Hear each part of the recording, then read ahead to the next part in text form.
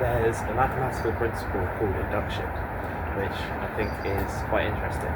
It assumes that if something is true for the base case, and you prove it to be true abstractly for the next number, then it will carry on to be true for infinity.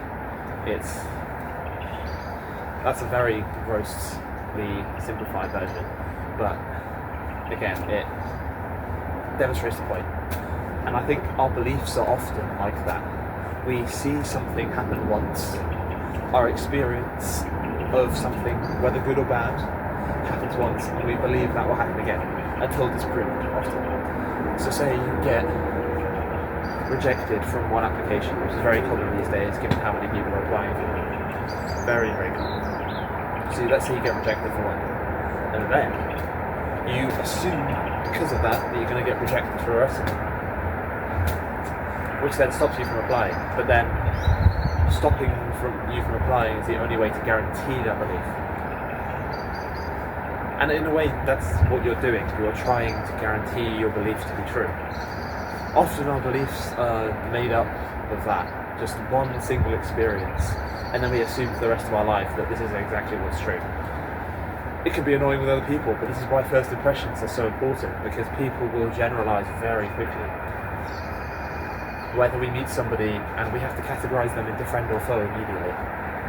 That's what we've been evolutionary built to do. You've been thinking, okay, is this person going to be somebody that I want to be friends with or not? And we can always say that we should get to know people, and this person is great once you get to know them, and that is true often of the time. I think sometimes I can be a bit like this, where I'm not like extremely extroverted on first meeting of people, and sometimes that makes them think that they don't like me, that I don't like them, sorry, when that just isn't the case. I just haven't really spoken to them.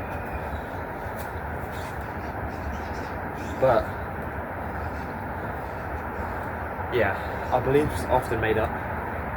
They are not based on any reality, and that's why we have to call them beliefs, because if it wasn't a belief, it would be a fact.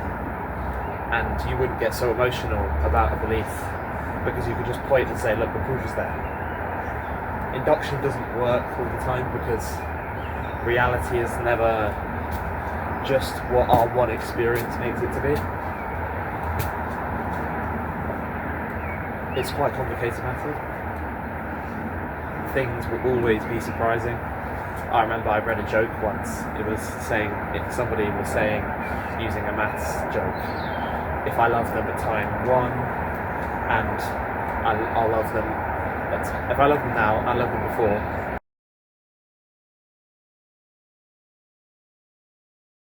I'll love them for eternity. It doesn't really work. So yeah, that's just a fun thing. But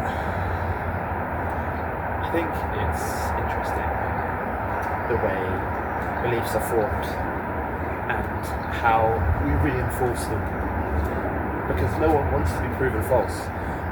Ideally, we should be looking for things that disprove what we believe. That's the scientific method. That's what we want. You want to build irrational beliefs based on what is true, what isn't. But if you ever look on the internet, you're not really looking for advice that goes against it, because we think, oh, I already disagree. Why bother listening to it? And that's what the advice hyper-responder really is. It's when the people who least need to hear the advice are the exact ones watching it, and the people who need to hear it the most ignore it because they think it doesn't apply to them, which only makes it harder, really. Yeah, it's a tough situation. It's like things I'm saying now, the people who agree with it may just be reinforcing that. I mean, if anyone's even watching this.